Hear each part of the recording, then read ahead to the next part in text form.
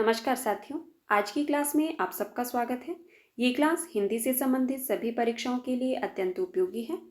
जो साथी पहली बार चैनल पर आए हैं, प्लीज़ चैनल को सब्सक्राइब कर देना, बेल आइकन को प्रेस कर देना ताकि आने वाली हर वीडियो की नोटिफिकेशन सबसे पहले आप तक पहुँचे। तो चलिए हम आज की क्लास को शुरू करते हैं। हमारा आज का पहला प्रश्न है, अपने अपने पिंजरे किस विधा की रचना है? आपके पास ऑप्शंस में है जीवनी, आत्मकथा, यात्रा वृतांत या संस्मरण। तो इसका सही उत्तर क्या होगा? सभी लोग अपना उत्तर कमेंट बॉक्स में अवश्य दें। बिल्कुल सही। जिन साथियों ने ऑप्शन नंबर 2 बताया है उनका उत्तर सही है। अपने अपने पिंजरे आत्मकथा विधा की रचना है और इसके रचनाकार कौन है? यह रचना जो है वो मोहनदास नेमिषराय जी की है। ठीक है, किसकी है? मोहनदास नेमिषराय जी की रचना है। और इसका अगर हम प्रकाशन वर्ष की बात करें तो इसका प्रकाशन वर्ष क्या है? 1995 ईस्वी में यह रचना प्रकाशित हुई थी। ठीक है, हमारा अगला प्रश्न है, निम्न में से विद्यानिवास मिश्र का निबंध संग्रह कौन सा नहीं है? आपके पास ऑप्शंस में है चितवन की छा, तुम चंदन हम पानी, फिर बेतलवा डाल पर मैंने सील पहुंचाई। तो इसका सही उत्तर क्या होगा? आपको बताना है कि इनमें से विद्यानिवास मिश्र जी का निबंध संग्रह कौन सा नहीं है, उसका चयन करना है और साथ में आपने ये बताना है कि फिर इसके रचयिता कौन है। बिल्कुल सही। जिन साथियों ने ऑप्शन नंबर 3 बताया है उनका उत्तर सही है। फिर बेतलवा डाल पर ये विद्यानिवास मिश्र जी का निबंध संग्रह नहीं है, किसका है? विवेकी राय का। ठीक है, विवेकी राय जी का निबंध संग्रह है। फिर बेतलवा डाल पर बाकी ये जो तीनों निबंध संग्रह दिए गए हैं, चितवन की छा, तुम चंदन हम पानी, मैंने सील पहुंचाई, विद्यानिवास मिश्र जी के हैं। हमारा अगला प्रश्न है, निम्न में से किस भाषा का संबंध मगध के मध्यवर्ती देश से था? आपके पास ऑप्शंस में है प्राकृत, शोरसेनी प्राकृत, मागधी प्राकृत या अर्ध मागधी प्राकृत। तो इसका सही उत्तर क्या होगा? प्रश्न को ध्यान से सुनिए। प्रश्न में पूछा गया है कि किस भाषा का संबंध मगध के मध्यवर्ती देश से था। बिल्कुल सही। जिन साथियों ने ऑप्शन नंबर 4 बताया है उनका उत्तर सही है, अर्धमागधी प्राकृत से था। ठीक है, हमारा अगला प्रश्न है, उर्वशी रचना पर रामधारी सिंह दिनकर को कौन सा पुरस्कार दिया गया? आपके पास ऑप्शंस में है साहित्य अकादमी पुरस्कार, ज्ञानपीठ पुरस्कार, सोवियत लैंड पुरस्कार या व्यास सम्मान पुरस्कार। तो इसका सही उत्तर क्या होगा? आपको बताना है कि उर्वशी जो कि रामधारी सिंह दिनकर जी की रचना है, इस रचना पर इनको कौन सा पुरस्कार दिया गया था और कब दिया गया था, ये भी बताना है आपको। बिल्कुल सही। जिन साथियों ने ऑप्शन नंबर 2 बताया है उनका उत्तर सही है, ज्ञानपीठ पुरस्कार दिया गया था। कब दिया गया था? 1972 ईस्वी में।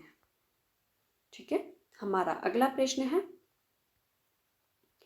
निम्न में से कौन से कवि पुष्टि मार्ग में दीक्षित हुए थे? आपके पास ऑप्शंस में है बालकृष्ण भट्ट, प्रताप नारायण मिश्र, बद्रीनारायण चौधरी प्रेमखंड या भारतेंदु हरिश्चंद्र।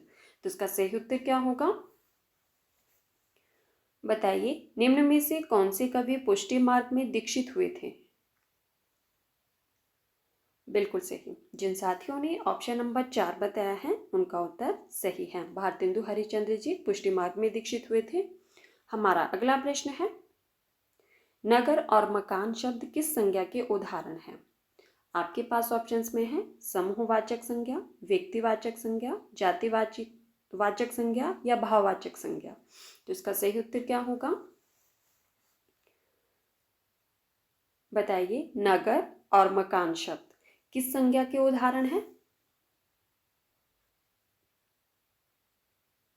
बिल्कुल सही। जिन साथियों ने ऑप्शन नंबर 3 बताया है उनका उत्तर सही है। ये दोनों शब्द जो है वो जातिवाचक संज्ञा के उदाहरण हैं। हमारा अगला प्रश्न है,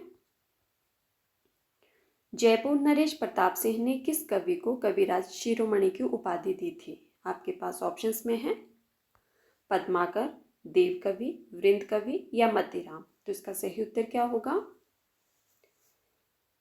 आपको बताना है कि जयपुर नरेश प्रताप सिंह ने किस कवि को कविराज शिरोमणि की उपाधि दी थी।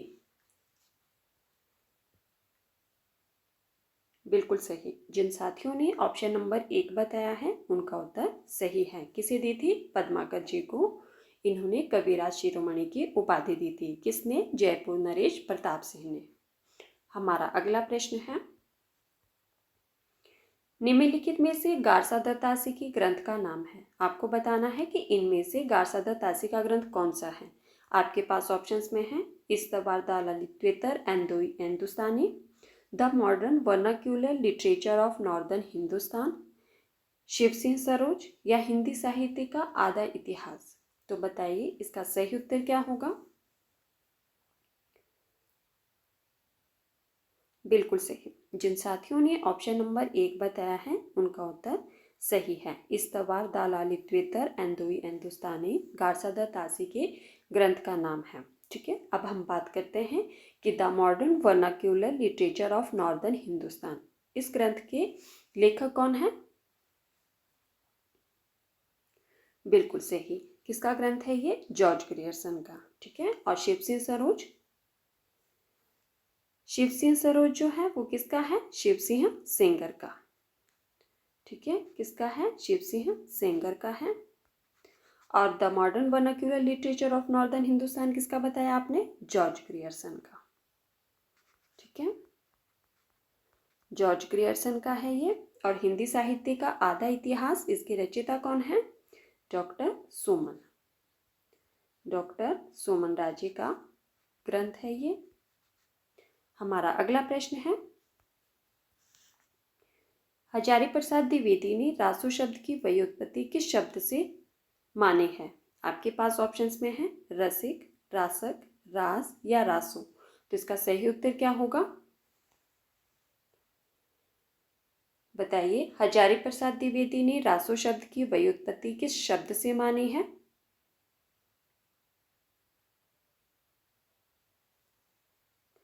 बिल्कुल सही। जिन साथियों ने ऑप्शन नंबर 2 बताया है उनका उत्तर सही है। रासक शब्द से मानी है हजारी प्रसाद द्विवेदी ने रासो शब्द की व्युत्पत्ति। हमारा अगला प्रश्न है, निम्नलिखित में से राहुल सांकृत्यायन की रचना है। आपके पास ऑप्शंस में है पैरों में पंख बांधकर, किन्नर देश में, देश विदेश या सागर की लहरों पर। तो इसका सही उत्तर क्या होगा? बताइए, इनमें से राहुल सांकृत्यायन जी की रचना कौन सी है? बिल्कुल सही। जिन साथियों ने ऑप्शन नंबर 2 बताया है उनका उत्तर सही है। किन्नर देश में राहुल सांकृत्यायन जी की रचना है। किस विधा की रचना है ये इनकी? यह इनका यात्रा वृत्तांत है। ठीक है, 1948 ईस्वी का। अब हम बात करते हैं कि पैरों में पंख बांधकर, इसके रचयिता कौन है? बिल्कुल सही। पैरों में पंख बांधकर किसकी रचना है? राम वृक्ष बेनीपुरी की। राम वृक्ष बेनीपुरी जी की रचना है ये, पैरों में पंख बांधकर। ठीक है, 1952 ईस्वी की। और देश विदेश रामधारी सिंह दिनकर जी की रचना है। ठीक है, किसकी है? रामधारी सिंह दिनकर जी की रचना है ये, 1957 ईस्वी की। देश विदेश। और सागर की लहरों पर भगवत शरण उपाध्याय जी की रचना है। ठीक है, किसकी है? भगवत शरण उपाध्याय जी की रचना है ये। उपाध्याय जी की रचना है, सॉरी, उपाध्याय जी की रचना है ये, 1959 ईस्वी की।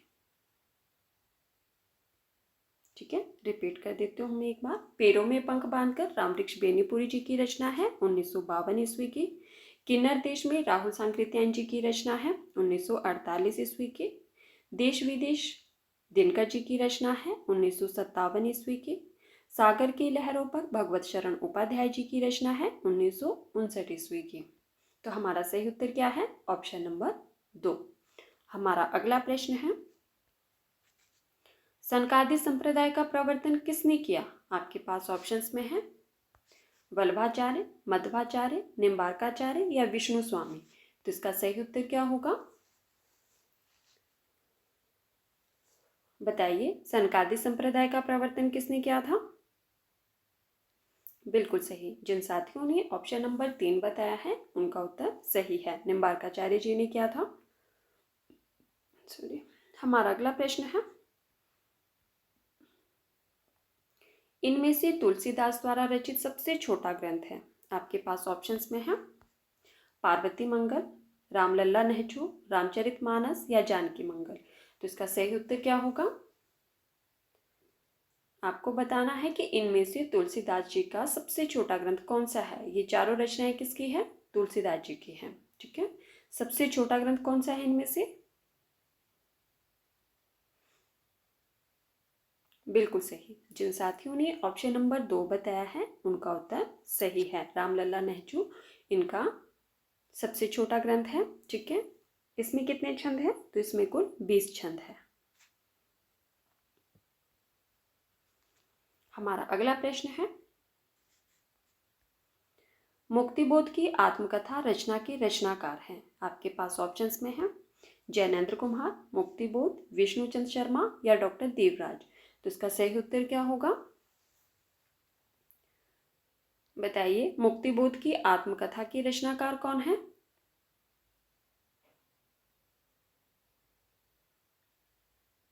बिल्कुल सही। जिन साथियों ने ऑप्शन नंबर 3 बताया है उनका उत्तर सही है। किसकी रचना है ये? विष्णुचंद्र शर्मा की है।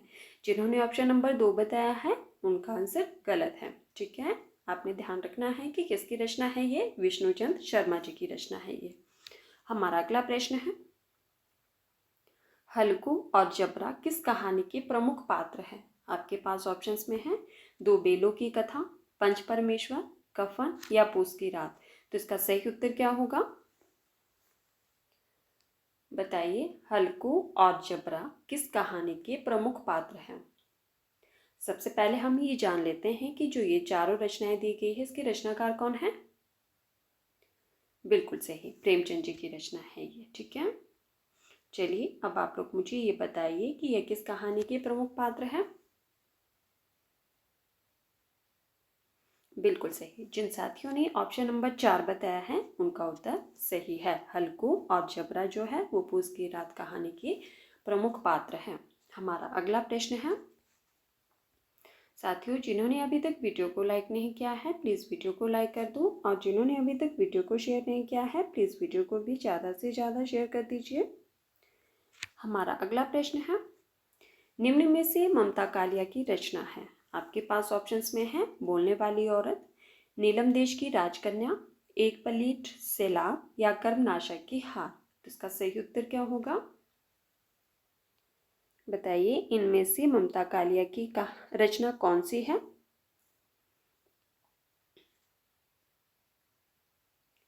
बिल्कुल सही। जिन साथियों ने ऑप्शन नंबर 1 बताया है उनका उत्तर सही है। बोलने वाली औरत ममता कालिया जी की रचना है 2000 ईस्वी की। ठीक है, चलिए अब हम बात करते हैं कि नीलम देश की राजकन्या इसकी रचयिता कौन है? बिल्कुल सही। किसकी रचना है, किसकी कहानी है ये? जैनेन्द्र कुमार जी की। ठीक है, जैनेन्द्र कुमार की रचना है 1938 ईस्वी की। और एक प्लेट सैलाब इसके रचयिता कौन है? किसकी रचना है एक प्लेट सैलाब? बिल्कुल सही, मन्नू भंडारी जी। ठीक है, किसकी है ये? मन्नू भंडारी जी की रचना है 1968 ईस्वी की। कहाँ लिखूँ? यहाँ पे लिख देती हूँ, 1968 ईस्वी की है। ठीक है, और कर्मनाशा की हार शिव प्रसाद सिंह जी की है। ठीक है, एक बार मैं रिपीट कर देती हूँ। बोलने वाली औरत ममता कालिया की रचना है 2000 ईस्वी की। नीलम देश की राजकन्या जैनेन्द्र कुमार जी की रचना है 1938 ईस्वी की। एक प्लेट सैलाब मन्नू भंडारी जी की रचना है 1968 ईस्वी की। और कर्मनाशा की हार शिव प्रसाद सिंह जी की रचना है। तो साथियों, ये थे आज के हमारे कुछ महत्वपूर्ण प्रश्न जिस पर हमने चर्चा की। अगर आपको क्लास पसंद आए तो प्लीज़ वीडियो को लाइक कर देना और वीडियो को ज़्यादा से ज़्यादा शेयर भी कर देना।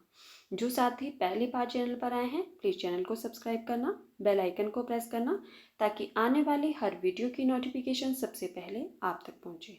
और जिन साथियों ने इससे पहले वाली क्लासेस को नहीं देखा है, मैं डिस्क्रिप्शन में भी लिंक दे दूँगी, आप लोग वहाँ से भी देख सकते हैं। और प्लेलिस्ट में भी सारी क्लासेस जो है वो अवेलेबल है, आप लोग वहाँ से भी देख सकते हैं। ठीक है, धन्यवाद। मिलते हैं अगली क्लास में। और मुझे कमेंट करके ज़रूर बताना कि आज की क्लास आपको कैसी लगी और कितने प्रश्न आपके सही हुए। धन्यवाद।